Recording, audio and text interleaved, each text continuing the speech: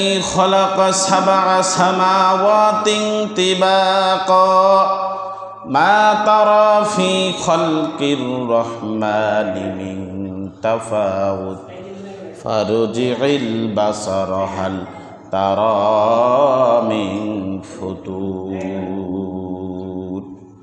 আল্লাহ সুবহানাহু ওয়া তাআলা কোরআনুল কারীমের সূরাতুল মুলক এই সূরাতুল মুলক তেলাওয়াতের একটা ব্যাপক হারে একটা পরিশুদ্ধ ফজিলত আছে। রাসূলুল্লাহ সাল্লাল্লাহু আলাইহি ওয়াসাল্লাম বলেন, আমার দিকে খেয়াল করেন, নজরটা থাকবে আমার দিকে, কানটা থাকবে আমার দিকে, না হলে আপনি আলোচনা কিছুই বুঝবেন না। এদিকে খেয়াল করেন, রাসূলুল্লাহ সাল্লাল্লাহু আলাইহি ওয়াসাল্লাম বলছেন, যে ব্যক্তি সূরাতুল মুলক রাতে তেলাওয়াত করবে, আল্লাহ রাব্বুল আলামিন কাল কিয়ামতের ময়দানে এই সূরা আল্লাহ তাআলার সাথে ঝগড়া করে তাকে জান্নাতে নিয়ে যাবে। সুবহানাল্লাহ। এখনো জোর হয়নি।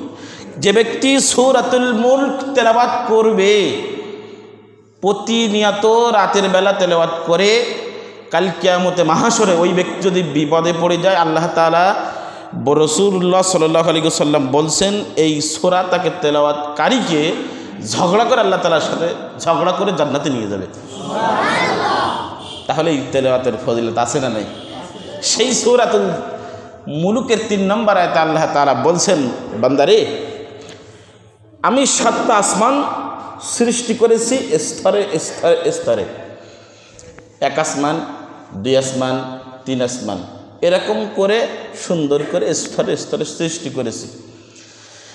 তারপরে তিনি বলতেছেন, সৃষ্টি করার পরে আমি পরম করুণাময়, তোমরা একটু তাকিয়ে দেখো, খলকের রহমান, আমি রহমান, আমি আল্লাহ রাব্বুল আলামিন।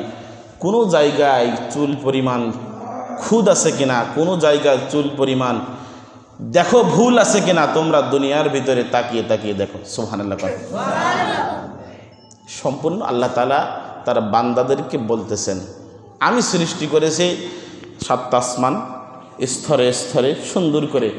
এই সৃষ্টি করার পরে আমি রব্বুল আলামিন তোমাদেরকে বলতেছি, দেখো কোথায় ত্রুটি আছে কিনা, কোথায় কিছু আছে কিনা।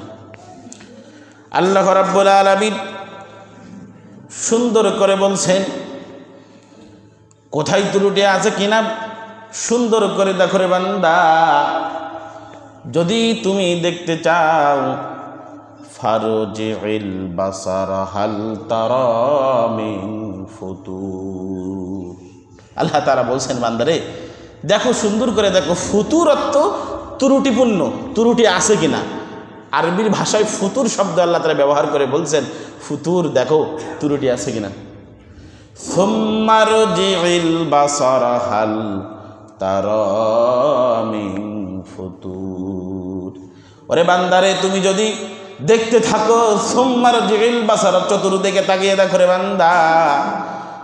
যেদিক তাকাবে, যেদিকে হাতের ইশারা করবে, অমনি নজরটা বান্দারে তোমার দিকে এসে দাঁড়াবে। বলেন সুবহানাল্লাহ। আকাশের দিকে তাকাবে, জমিনের দিকে তাকাবে, যেখানে পাহাড় পর্বতের দিকে তুমি তাকাবে, অমনি পর নজরটা তোমার দিকে আসবে। বান্দা দেখো, আমি তোমাকে কত সুন্দর করে সৃষ্টি করেছি। কান্না সুবহানাল্লাহ। হাল তারা মিন ফুতুর, তোমার দিকে আসবে, তোমার দিকে দৃষ্টি আসবে। এখন আরেকটা প্রেক্ষাপট আছে। কেউ যদি বলে, আল্লাহ তাআলা আমাকে, ওকে সুন্দর করে সৃষ্টি করেছে, আমাকে একটা পা নোলা করে সৃষ্টি করেছে। না রে, ওকে যত সৌন্দর্য আল্লাহ তাআলা দিয়েছেন, তোমাকে আল্লাহ তাআলা ওইভাবে সৃষ্টি করেছেন। দুনিয়া বান্দা তোমাকে পরীক্ষা নেওয়ার জন্য আল্লাহ পাঠিয়েছেন। যখন তুমি মারা যাবে, কবরের ভিতর আল্লাহ রাব্বুল আলামিন তোমাকে একদম সুন্দর পরিপূর্ণ যুবক হিসাবে আবার প্রেরণ করবেন। সুবহানাল্লাহ। তারপর আল্লাহ রাব্বুল আলামিন সুন্দর করে বলতেছেন, শুধু এই নয়, সুম্মা রজিল বাসারা হাল তারা মিন ফুতুর। বান্দারে, নিজের দেহের দিকে তাকাও, তাকানোর পরে তুমি নিজেকে চিন্তা করো, ওরে বান্দা, আল্লাহ তাআলা কত সুন্দর করে তোমাকে বানিয়েছেন। ভেবেছেন কখনো নিজেকে নিয়ে? ভাবেননি, চিন্তা করেননি। একটু রাতে শুয়ে শুয়ে অথবা একাকিত্ব বসে বসে যদি চিন্তা ভাবনা করেন, এই চোখের কতটুকু দাম, কত দাম যাদের চোখ নেই। এই হাতের কতটুকু দাম যাদের হাত নেই। আল্লাহ তাআলা আপনাকে আমাকে কত সুন্দর করে সৃষ্টি করেছেন। তারপরে রব্বুল আলামিন সুন্দর করে পরের আয়াতে বলেন, আমি রব্বুল আলামিন আসমানকে সৃষ্টি করেছি, সৃষ্টি করার পরে বান্দা ছোট ছোট মিঠি মিঠি তারা দিয়েছে আসমানে, অন্ধকারাচ্ছন্ন হয়ে যাবে। এই জন্য মিঠি মিঠি তারা দিয়ে আমি তোমাদের জন্য রব্বুল আলামিন সৃষ্টি করে দিয়েছি তারা দিয়ে, যাতে করে অসংখ্য তারা দ্বারা বান্দারে মিটি মিটি করে আলো দেবে রাতের বেলা। তুমি দেখবে আসমানের দিকে তাকিয়ে ওই মিটি মিটি আলো দেবে, তুমি একবার তাকানোর পর তোমাকে ভালো লাগবে বলে আমি রব্বুল আলামিন তোমার জন্য ব্যবস্থা করেছি। চিৎকার মেরে পড়েন না সুবহানাল্লাহ। এগুলো সব ব্যবস্থা করেছি। এইবার এত সুন্দর ব্যবস্থা করার পরে আল্লাহ তাআলা আমাদের কাছে কি চেয়েছেন আসুন বলি, ওয়ালিল্লাযীনা কাফারু বিরাব্বিহিম আযাবু জাহান্নাম ওয়া বিইসাল মাসীর। আল্লাহ তাআলা বলছেন এর পরেও যারা আমাকে অস্বীকার করে, আমি রব্বুল আলামিনকে ভালো না বাসে, আমার বিধি বিধান অনুযায়ী যে ব্যক্তি না চলবে, আমার রসুলের দেখানো পথ অনুযায়ী না চলবে, আযাবু জাহান্নাম ও বিইসাল মাসির, তাদেরকে জাহান্নামের ভিতরে নিক্ষেপ করব, তারপরে তাদেরকে বুঝাবো জাহান্নাম কত কঠিন। নাউজুবিল্লাহ। আল্লাহ তাআলা প্রথম কি মেসেজ দিয়েছেন, বার্তা দিয়েছেন, দেওয়ার পরে তারপরে তিনি বলতেছেন যারা এই সব নিদর্শন দেখার পরেও আমি রব্বুল আলামিনকে চিনে নাই। বাংলাদেশে একটা জরিপ করে দেখা যায় এক শ্রেণীর মানুষ তারা টোটাল বলে আল্লাহ বলি কেউ নেই, স্রষ্টা বলি কেউ নেই। তারা এই দেশের পিএইচডি গবেষক, এত লেখাপড়া অনেক কিছু করেছে, করে তারা নাকি খুঁজে পেয়েছে আল্লাহ নাই, প্রভু নেই। একজন একটা মৌলবীর কাছে প্রশ্ন করলে যে আমার মনে আমরা জানছি যে আল্লাহর কাছে মানে বিতর্ক বসছে যে আল্লাহ বলে কেউ নাই। এখন উনি প্রশ্ন করতেছে যে ব্যক্তি যে আপনাকে সৃষ্টি করলে প্রাকৃতিক থেকে আমাদেরকে সৃষ্টি করা হয়েছে, আমাদেরকে সৃষ্টি করে নাই। তো এখন উনি ওই মাওলানা মুফতি সাহেব উনি উত্তর দিচ্ছেন, দেখেন আপনার কথার জবটা এরকম হতে পারে, আপনি দুনিয়ায় যাকে এসেছেন আপনাকে আব্বাকে বানিয়েছে কি, আপনার মাকে বানিয়েছে কি, এমনি করে যত গুনতে গুনতে যদি দেখা গেল আপনি চলে যাবেন। আর আপনি সাবর একটি জিনিস তৈরি করেন, একটা জিনিস আপনি মেধা দিয়ে ভাবেন আপনার এই কথাগুলো কোন জায়গা থেকে বাহির হচ্ছে। আপনার মতন একই সেম মানুষ কিন্তু জবান দিয়ে কথা বাহির হচ্ছে না। এই কথাগুলো যে রব্বুল আলামিন বাহির করে দিচ্ছে, আল্লাহ রাব্বুল আলামিন সেই রবের কাছে শুকরিয়া আদায় না করে তুমি নিজেই বলছো আল্লাহ বলে কেউ নেই। এখন এই জাহান্নামীদেরকে যখন কি মানুষকে জাহান্নামে দেবে, শুধু জাহান্নামে দেওয়ার কথা নয়, যখন এই ব্যক্তিগুলোকে জাহান্নামে ধিক্কার দিয়ে দিয়ে নিয়ে যেতে থাকবে, তখন জাহান্নামের ফেরেশতারা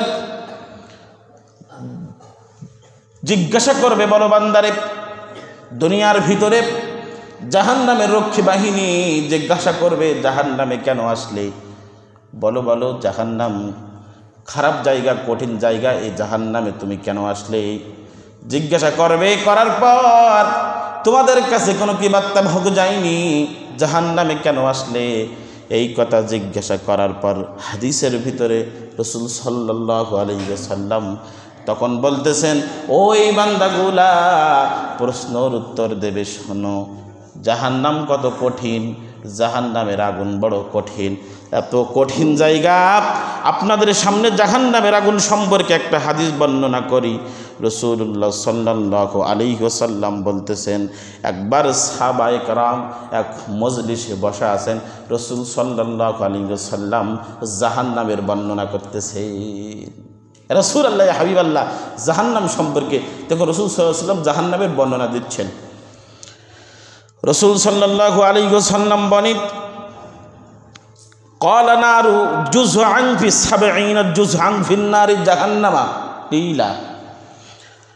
হাদিসটি বর্ণনাকারী আবি হুরায়রা, যিনি যে কিতাবে বর্ণনা করা হচ্ছে সহিহুল বুখারী, ইমাম বুখারী ইমাম মুসলিম রহমাতুল্লাহ আলাইহি বলতে রাসূল বলছেন জাহান্নামের আগুন দুনিয়ার আগুন, পার্থক্য হলো দুই জায়গায়। জাহান্নামের আগুন এত কঠিন, জাহান্নামের আগুনের 69 ভাগ। যত কঠিন, 1 ভাগ দুনিয়ায় দিয়েছেন আর 69 ভাগ আল্লাহ তাআলা জাহান্নামে আছে। এক সাহাবা জিজ্ঞাসা করলেন, ইয়া রাসূলুল্লাহ, কিলা ইয়া রাসূলুল্লাহ সাল্লাল্লাহু আলাইহি ওয়াসাল্লাম, দুনিয়ার আগুন তো বড় কঠিন ব্যাডে, তাহলে আপনি তাহলে আল্লাহ রাব্বুল আলামিন জাহান্নামের আগুনকে তো দুনিয়ার আগুনকে জাহান্নামে রাখতে পারত, তাহলে জাহান্নামের আগুনে কেন স্পেশাল করে রাখা হয়েছে? দুনিয়ার আগুন ছাড়া 69 ভাগ আল্লাহ তাআলা জাহান্নামে কেন রেখেছে? কেন জাহান্নামে আল্লাহ তাআলা 69 ভাগ রেখেছেন আর 1 ভাগ আমাদের দুনিয়ায় দিয়েছেন? রাসূলুল্লাহ সাল্লাল্লাহু আলাইহি ওয়াসাল্লাম তখন বলতেছেন, আল্লাহ রাব্বুল আলামিন এই জন্য দুনিয়ায়, যে জন্য দুনিয়ায় জাহান্নামকে পাঠিয়েছেন তার উত্তর দিচ্ছেন সূরাতুল ফাজর আয়াত নাম্বার 24। আল্লাহ বলছেন, ওয়াজিয়া ইয়াউমা ইযিন বিজাহান্নাম ইয়াউমা ইযিন ইয়াতাযাক্কারুল ইনসানু ওয়া আন্না লাহু যিকরা। আল্লাহ রাব্বুল আলামিন বলতেছেন, সেদিনই কথা স্মরণ করো জাহান্নামকে যখন টেনে হিঁচড়ে মানুষের সামনে নিয়ে আসা হবে। কোন দিন? সেই দিন, অর্থাৎ কিয়ামতের দিনের কথা স্মরণ করো, যেদিনকে জাহান্নামকে টেনে হিঁচড়ে মানুষের সামনে আনা হবে। তারপরে বলতেছেন, এবং সেই দিন মানুষের চেতনা ফিরবে, সেদিন মানুষ ভালো হয়ে যাবে, মানুষের জ্ঞান ফিরবে, চেতনা ফিরবে। ইয়াতাযাক্কারুল ইনসান, তখন মানুষের চেতনা ফিরবে, হুঁশ ফিরবে, তখন মানুষ বুঝবে। তারপরে ও আন্না লাহু যিকরা, তখন মানুষের কোনো লাভ হবে না, যতই চেতনা ফিরে আসুক তখন কোনো লাভ হবে না। রাসূল সাল্লাল্লাহু আলাইহি ওয়াসাল্লাম বলতেছেন, সাহাবারা আরও বলতেছেন, রাসূলুল্লাহ হাবিবাল্লাহ, রাসূল সাল্লাল্লাহু আলাইহি ওয়াসাল্লাম দুটো উদাহরণ দিলেন। আগুনের কথা বলতেছিলাম, দুনিয়ার আগুন যদি হাতের এই আঙ্গুলের মাথায় লাগে, খেয়াল করেন, হাতের আঙ্গুলের মাথায় যদি দুনিয়ার আগুন লাগে, আঙ্গুল পড়ে যায়, হাতের আঙ্গুলটার কি মাথা থেকে একটু পড়ে যাওয়ার কোনো ক্ষতি হয় না। জাহান্নামের আগুন এত কঠিন, আল্লাহ রাব্বুল আলামিন সৃষ্টি করেছেন এত আগুন, এত আগুন, যদি কারোর আঙ্গুলের আগায় লাগে, রাসূল সাল্লাল্লাহু আলাইহি ওয়াসাল্লাম বলেন ওই ব্যক্তির আঙ্গুলের আগার লাগে সাথে সাথে নিজের কলিজাটা আগে পুড়ে যাবে। নাউজুবিল্লাহি জানি।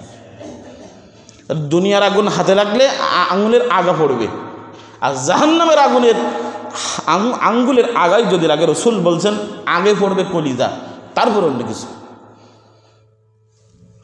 এইটা একটা ব্যাখ্যা গেল। আরেকটা ব্যাখ্যা আপনাদের সামনে বলি। নোমান ইবনে বশীর রাদিয়াল্লাহু তাআলা আনহু বর্ণনা করতেছেন, রাসূল সাল্লাল্লাহু আলাইহি ওয়াসাল্লাম জাহান্নামীদের দেহ কেমন হবে? যে ব্যক্তি জাহান্নামে যাবে, জাহান্নামের আগুন যদি এত কঠিন হয়, তাহলে জাহান্নামী যারা যাইবেন তাদের দেহ কেমন হবে? একটা বর্ণনা সহিহ বুখারী 6561 নম্বর হাদিস। রাসূলুল্লাহ সাল্লাল্লাহু আলাইহি ওয়াসাল্লাম বলছেন, জাহান্নামীদের মধ্যে সবচেয়ে হালকা যে ব্যক্তিকে শাস্তি হালকা দেওয়া হবে, সবচেয়ে কম শাস্তি, যারা জাহান্নামের ভিতরে যাবেন, আল্লাহ তাআলা আমাদেরকে জাহান্নামের কঠিন শাস্তি থেকে হেফাজত করুন। জোরে বলেন আল্লাহুম্মা আমিন। একটু জোরে বলেন আল্লাহুম্মা আমিন।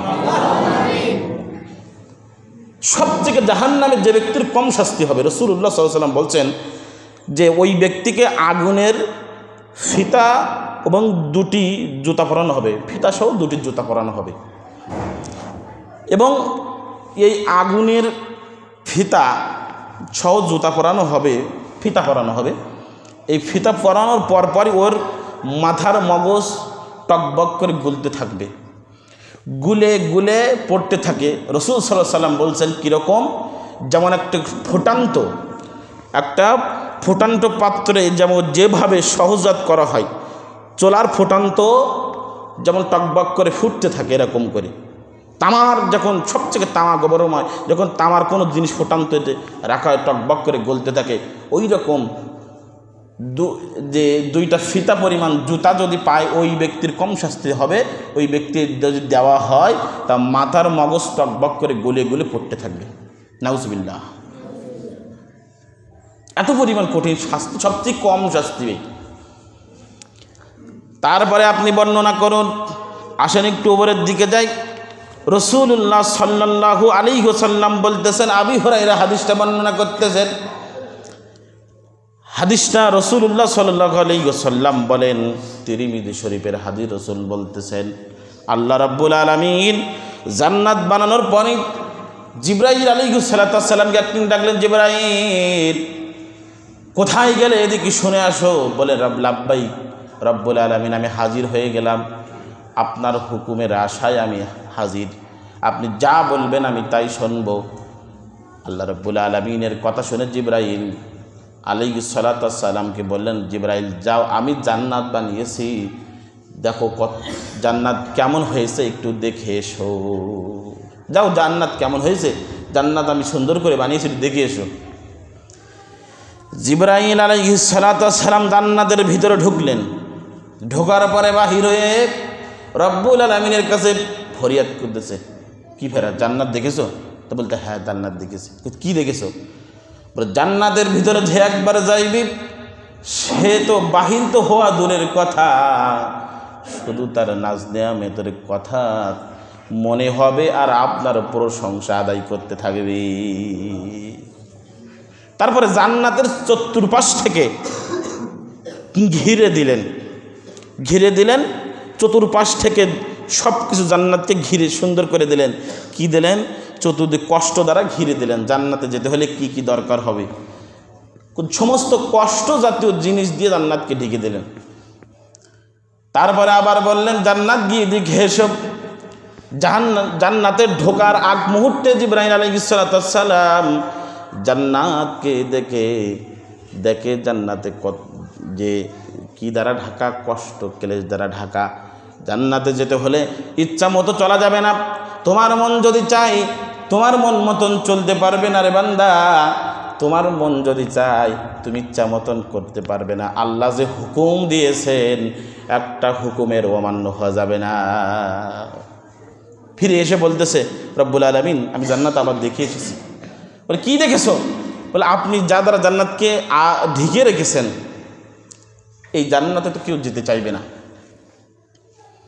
তারপরে আবার যা রব্বুল আলামিন জিবরাইলকে বললেন, তাহলে তুমি জাহান্নামে যাও। জাহান্নামী যাবার সাথে সাথে জিবরাইল আলাইহিস সালাম দেখেন এক ব্যক্তির শাস্তি হচ্ছে, সবথেকে বেশি শাস্তি পরিমাণ না, কল্প পরিমাণ শাস্তি জিবরাইল আলাইহিস সালাম দেখে ফিরে আসলেন। রব্বুল আলামিন আপনি জাহান্নামের ভিতরে যা রেখেছেন এ তো দুনিয়ার কেউ যেতে চাইবে না, দূরের কথা, কেউ তো জাহান্নামের ভিতরে যাবে না, তাহলে জাহান্নামে যাবে কারা? আল্লাহর কাছে যখন প্রশ্ন করতেন শেষেন জিবরাইল আলাইহিস সালাম আবার বললেন, আরেকবার যাও জাহান্নামকে দেখে এসো। জাহান্নামকে আবার জিবরাইল আলাইহিস সালাম দেখতে গেলেন। দেখার পরে চতুর্পাশে এত সুন্দর করে জাকজমক, আরাম, আয়েশ, ফুর্তি, টাকা পয়সা সব কিছু দ্বারা জাহান্নামকে আল্লাহ রাব্বুল আলামিন ঢেকে দিয়েছে।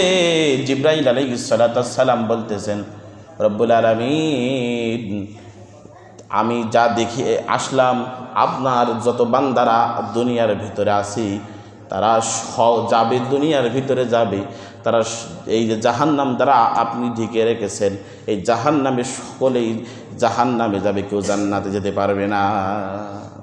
সকলেই তো জাহান্নামে যাবে, আপনি যাতে আবদ্ধ করে রাখলেন, সকলেই জাহান্নামে যাবে, কেউ জান্নাতে যাবে না। তারপরে জিবরাইল আলাইহিস সালামকে বোঝানোর জন্য জাহান্নাম যে কত কষ্টের জায়গা আপনাদের ছোট্ট একটা উপমা দিলে আপনারা বুঝতে পারবেন জাহান্নাম কত কষ্টের জায়গা। আবু হুরায়রা রাদিয়াল্লাহু তাআলা আনহু বর্ণনা করতেছেন জাহান্নাম বড় কষ্টের জায়গা। কিয়ামতের দিন আল্লাহ রাব্বুল আলামিন সহজার শাস্তিপ্রাপ্ত ব্যক্তিকে বলবেন, দুনিয়ার ভিতরে সবচেয়ে অর্থ সম্পদের মালিক যে ব্যক্তি থাকবেন তাকে ডাকা হবে। এখন আমাদের দুনিয়ার ভিতরে সবচেয়ে কোটিপতি অর্থ টাকাশীলের ভিতরে যে ব্যক্তি আছে, মনে করেন সার্চ করে নেটে সার্চ দিলে তো পাওয়া যায়, মনে করেন এই বাংলাদেশে সবচেয়ে অর্থ সম্পদশীল যে ব্যক্তি আছে তাকে ডাকা হবে। কারণ সে দুনিয়ার পরে আরামে এসে থাকছে, এসি ছাড়া ঘুমায় নাই, নামাজও পড়েছে এসির ভিতরে, ঘুমাইছে এসির ভিতরে, অজু করিছে ঠান্ডার সময় গরম পানি দিয়ে, গরমের সময় ঠান্ডা পানি দিয়ে নামাজ পড়েছে। যাই হোক, এমন একজন ব্যক্তিকে যদি ডাকা হয়, আল্লাহ তাআলা বলছেন, আনাস রাদিয়াল্লাহু তাআলা আনহু বলতেছে, রাসূল সাল্লাল্লাহু আলাইহি ওয়াসাল্লাম বলছেন, দুনিয়ার ভিতরে সবচেয়ে ভোগ বিলাস ব্যক্তিকে ডাকা হবে। ওই ব্যক্তিকে যখন একবার জাহান্নামের ভিতরে নিয়ে যাওয়া হবে, নিয়ে যাওয়ার পরে আবার যখন জাহান্নাম থেকে বাহির করা হবে, এবার জিজ্ঞাসা করবে, তুমি বলো দুনিয়ায় কি তুমি কখনো ভোগ বিলাস করেছিলে কিনা? সে ব্যক্তি বলবে, ভোগ বিলাস তো দূরের কথা, দুনিয়ায় আমি কোনোদিন আরামে থাকিনি, দুনিয়া বলি আমার কাছে কোনো ধারণা নেই। আমি যে জায়গায় গিয়েছি আল্লাহ রাব্বুল আলামিন আমাকে শুধু একবার ওর ভিতর থেকে নিয়ে এসেছেন, তাই এত কষ্টের জায়গা দুনিয়ার ভিতরে, দূরের কথা আমি জীবনে কোনোদিন আরামে থাকিনি, কোনোদিন আরামে থাকিনি। সবথেকে এই পৃথিবীর ভিতরে যে ব্যক্তি অর্থ সম্পদশীল, এসি গাড়ি ছাড়া চলে না, এসি ছাড়া ঘুমায় না, এসি গরম পানি ছাড়া উজু করে না, সেই ব্যক্তির কথা বলছি। কোটিপতি মানুষ, হাঁটলে টাকা, বসলে টাকা, চতুর্পাশ থেকে যখন যে হাঁটাচলা করে তখন তার ফোর্স থাকে, 8-10 জন মিলে তাকে ঘিরে রাখে। এমনকি তিনি যখন বাইরে বাহির হবেন, এমনকি স্প্রে করা হয় যেন রোগ জীবাণু তাকে না ধরতে পারে। 2-10 জন MBBS ডাক্তার থাকে তার দেহটা পরীক্ষা করার জন্য, সেই ব্যক্তির কথা বলছি। এবার আরেকজনকে ডাকা হবে দুনিয়ার ভিতর থেকে, যে ব্যক্তি দুনিয়ার ভিতরে সবচেয়ে কষ্ট করেছে, যাকে আল্লাহ তাআলা কিছুই দেননি, পরীক্ষা করার জন্য আল্লাহ রাব্বুল আলামিন ওই ব্যক্তিকে ডাকবেন যে দুনিয়ায় সবচেয়ে কষ্ট করেছে। ডাকার পরে ওই ব্যক্তিকে জান্নাত থেকে একবার ঘুরাই নিয়ে আসবেন। রাসূল সাল্লাল্লাহু আলাইহি ওয়াসাল্লাম বলেন, ওই ব্যক্তিকে যখন জান্নাত থেকে ঘুরাই নিয়ে আসবেন, তখন জিজ্ঞাসা করা হবে, বান্দারে বলো দুনিয়ায় তুমি কষ্টে ছিলে না শান্তিতে ছিলে? বলে, দুনিয়ার কাছে তুমি কি কখনো কষ্ট করেছো? তখন বলবে, দুনিয়া বলে আমি কিছু জানি না, তবে দুনিয়ার আমি কোনো কষ্ট করিনি, কিন্তু জান্নাতের ভিতরে যতটুকু দেখেছি আল্লাহ রাব্বুল আলামিন যতটুকু শান্তি দিয়েছেন এখন আমি ভোগ করি নাই। একবার যে ঘুরিয়ে নিয়ে এসেছেন, যতটুকু নাজ নিয়ামত দ্বারা জান্নাত পরিপূর্ণ করে রেখেছেন, এর কষ্ট তার মাছির দানা পরিমাণও কষ্ট, আমি যে কষ্ট করেছি তার কোনো লেজ পরিমাণ আমার গায়ে লাগে নাই। কত নাজ নিয়ামত দ্বারা জান্নাত আল্লাহ তাআলা ভরে রেখেছে। মুসলমান ভাইরে আমার গভীর মনোযোগ, আল্লাহ রাব্বুল আলামিন যে জাহান্নামের বিষয়ে আমি আপনাদেরকে বলতেছিলাম, রাসূলুল্লাহ সাল্লাল্লাহু আলাইহি ওয়াসাল্লাম বলেছেন, জাহান্নামীদের মধ্যে কোনো লোক এমন হবে যার মাথা থেকে আগুন, একদম জাহান্নামের আগুন, কাআবাইনি ওয়া মিনহুম তাখুযুহুন নার। রাসূল সাল্লাল্লাহু আলাইহি ওয়াসাল্লাম বলেছেন, গিরা পর্যন্ত, পার পাতা পর্যন্ত মাথা থেকে আগুন জ্বলবে। তারপরে তিনি বলতেছেন, ওয়ারুকুবাতাইনি ওয়া মিনহুম মান তাদখুলুন নার, কারোর হাঁটু পর্যন্ত হবে। তারপরে তিনি আরও বলতেছেন, হাঁটু পর্যন্ত, হুজ্জাতাইনি ওয়া মিনহুম তাকুযুহুন নার ইলা তাওফিকাইনি। রাসূল সাল্লাল্লাহু আলাইহি ওয়াসাল্লাম বলতেছেন, মাথা থেকে কারোর বুক পর্যন্ত জাহান্নামের আগুনে জ্বলবে, জাহান্নামের আগুনে জ্বলতে থাকবে কিছু মানুষ যারা জাহান্নামে যাবে। মুসলমান ভাইরে গভীর মনোযোগ খেয়াল করেন, আজকে আমরা কোনো কিছু ভাবতেছি, চিন্তা ভাবনা করতেছি না, কোন কাজ করতেছি, কোন কাজ হচ্ছে। খারাপ কাজ থেকে বেশি প্রাধান্য দিয়ে ভালো কাজটাকে চাপা দিয়ে দিচ্ছি নিজেদের স্বার্থে, নিজেদের স্বার্থে ভালো কাজগুলোকে প্রাধান্য দিচ্ছি না। এবার আসেন, যারা জাহান্নামে যাবে তাদের দেহ কেমন হবে? আবু হুরায়রা রাদিয়াল্লাহু তাআলা আনহু বলেন, যারা জাহান্নামে যাবে তাদের দেহ কেমন হবে? রব্বুল আলামিন সুন্দর করে বলতেছেন, যারা জাহান্নামে যাবে তাদের দেহ কেমন হবে। জাহান্নামের মধ্যে কাফেরদের উভয়ের ঘাড়ের দূরত্ব হবে একটা আশ্বাহীর ঘোড়া 3 দিন যেমন দৌড়াতে পারে, 3 দিন দৌড়াতে দৌড়াতে যত দূর যায় অত দূর পর্যন্ত এই ঘাড় অতুরের সমান হবে। এইখান থেকে এইখান পর্যন্ত। হাদিসটা মুসলিম শরীফের ভিতরে এসেছে। একটা ঘাড় একটা ঘোড়া, একটা ঘোড়া বা আশ্বাহীর ঘোড়া অর্থাৎ যুদ্ধে চালিত ঘোড়া দ্রুতগামী চলতে পারে। মানে এখান থেকে দৌড় দিলে তার হাসাদায় যে মনে করেন 3 মিনিট লাগে বা 2 মিনিট লাগে, এরকম ঘোড়া 3 দিন চলবে। চলতে চলতে যত দূর যাবে এই ঘাট থেকে এই ঘাট পর্যন্ত অত দূর হবে। তারপরে তিনি বলতেছেন শুধু এই নয়, অপর এক বর্ণনায় পাওয়া যায় যারা জাহান্নামে যাবে তাদের দাঁত নাকি উহুদ পাহাড়ের মতন হবে। যখন আগুনে পুড়তে পুড়তে তার দেহখানা পুড়ে যাবে, আবার ওইখানে চামড়া গজাবে। আগুনে পুড়তে পুড়তে দাঁত ভেঙে পড়ে যাবে, আবার দাঁত গজাবে। পায়ের চামড়া পুড়ে যাবে, আবার চামড়া গজাবে। এই জন্য একটু খেয়াল করুন, জাহান্নামে কারা কারা যাবেন একটু চিন্তা করুন, ভাবুন।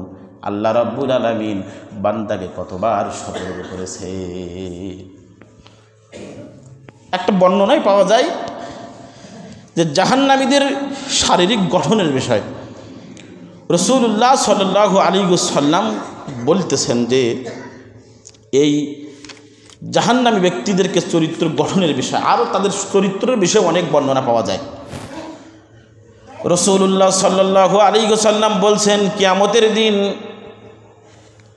কাফেরদের দাঁতের যে বিবরণটা দিলাম, এই দাঁতের ওজন এত হবে, এই ওজন এত পরিমাণ হবে, এই ওজন এত পরিমাণ ভার হবে।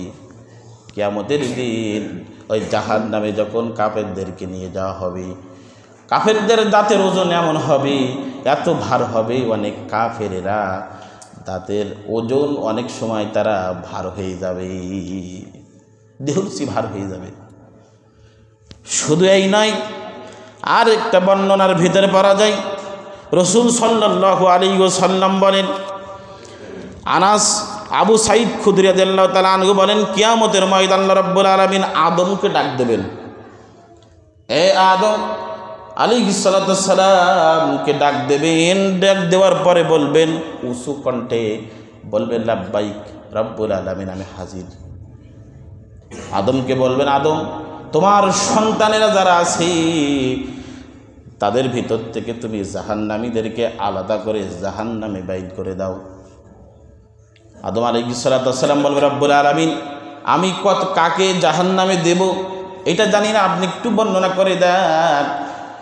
আবু সাঈদ খুদরি রাদিয়াল্লাহু তাআলা আনহু বলেন, রাসূল সাল্লাল্লাহু আলাইহি ওয়াসাল্লাম বলতেছেন, আল্লাহ রাব্বুল আলামিন বলবেন, 1999 জনকে তুমি জাহান্নামের দিকে হাঁটিয়ে নিয়ে যাও। আদম আলাইহিস সালাতু ওয়াস সালাম এই কথা শুনি একটু বিস্মিত হয়ে যাবেন। রব্বুল আলামিন সবাই তো জাহান্নামে চলে যাবে, বললে এরা অপরাধ করেছে, এদেরকে তুমি জাহান্নামে দিবে না, কোথায় দিবে? এই সংবাদ শোনার পর রাসূল সাল্লাল্লাহু আলাইহি ওয়াসাল্লাম সাহাবায়ে কেরাম মাথা ছাউ করে বসে আছেন। এই হাদিসটা ইমাম বুখারী বর্ণনা করতেছেন। সাহাবায়ে কেরাম মাথা ছাউ করে বসে আছেন, রাসূল সাল্লাল্লাহু আলাইহি ওয়াসাল্লাম বলতেছেন, কি ব্যাপার? কোনো কথা নাই। বর্ণনা শুনে তোমরা কি চিন্তিত হয়ে গেলে? বলে, রাসূলুল্লাহ যদি 1999 জন জাহান্নামে যায় তাহলে আমাদের অবস্থা কি হবে? রাসূল বলছেন, শোনো, জান্নাতীদের 4 ভাগের 1 ভাগ আল্লাহ তাআলা আমার উম্মতের ভিতর থেকে জান্নাতীদের, বলে সুবহানাল্লাহ।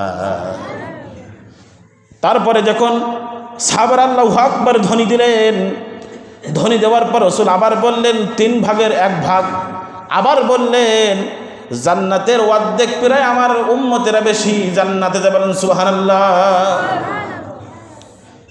আল্লাহর তাআলা আমাদেরকে জন্য কত কত নাজ নিয়ামত দিয়েছেন, কিন্তু আমরা বুঝতেছি না। যারা জাহান্নামে যাবে তাদের কি হবে, তাদের শাস্তি সম্পর্কে শুধু কয়েকটা হাদিস পড়েছি, আর এখন যদি একেবারে পড়া শুরু করি তো সময় পার হয়ে যাবে, সময় শেষ হয়ে যাবে। মুসলমান ভাইরারে আমার, ছোট্ট একটা বর্ণনা দিয়ে আল্লাহ রাব্বুল আলামিন বান্দাদেরকে কত কাফেরেরা কত কঠিন মনে করে, দেখেন জান্নাতে কত কঠিন আর জাহান্নাম যে কত কঠিন আমি আপনাদেরকে বুঝাই। রাসূল সাল্লাল্লাহু আলাইহি ওয়াসাল্লামের কাছে এক ব্যক্তি আসলেন, আসার পরে জিজ্ঞাসা করতে, ইয়া রাসূলুল্লাহ, ইয়া হাবিবাল্লাহ, আপনি আমাকে একটা উপদেশ দেন, যে উপদেশের মাধ্যমে আমি সহজে যেন জান্নাতে যেতে পারি। রাসূল সাল্লাল্লাহু আলাইহি ওয়াসাল্লাম, রাসূল সাল্লাল্লাহু আলাইহি ওয়াসাল্লামের খেদমতে যখন রাবিয়া বিন কাব থাকতো, রাসূলের খেদমত করতো, ছোট সাহাবী রাবিয়া বিন কাব রাসূলের খেদমত করতো। এটা হাদিসটাও সে বর্ণনা করতেছে। রাসূল সাল্লাল্লাহু আলাইহি ওয়াসাল্লাম বলতেছে, যদি তুমি আমার সাথে জান্নাতে যেতে চাও, যদি তুমি আমার সাথে জান্নাতে যেতে চাও, আর যদি ভালো সহজে জান্নাতে যেতে চাও, তাহলে আমি রাসূলকে সাহায্য করো, আর নামাজ পড়ো, আর আল্লাহর প্রতি সিজদা করো বেশি বেশি। বলেন সুবহানাল্লাহ। প্রথম হলো আমাকে সাহায্য করো, আর দ্বিতীয়ত হলো বেশি বেশি সিজদা করো, বেশি বেশি নামাজ পড়ো, আল্লাহ তাআলার কাছে বেশি বেশি চাও। ধরে কন্যা সুবহানাল্লাহ। মুসলমান ভাইরি, এই জন্য আমরা সকলেই সতর্ক হই। আমাদের মুহূর্ত রমজানুল মোবারক আগমন করবেন। আজকে মনে করেন যদি রজব মাসের আজকে যদি মনে করেন হয় 31 তারিখ হয়, শাবান মাসের কাল যে 1 তারিখ হয়ে গেলে 1 মাস বাকি থাকবে। এই জন্য সকলেই প্রস্তুতি নেন, রমজানুল মোবারক আগমন করবেন। আল্লাহ তাআলা আমাদের জন্য হায়াতটাকে রমজান পর্যন্ত বাড়িয়ে দেন। আল্লাহুম্মা আমিন। আর জোরে বলেন আল্লাহুম্মা আমিন। ওয়া আখিরি দাওয়ানা আলহামদুলিল্লাহি রাব্বিল আলামিন। নাজমুল ভাই আছে নাকি?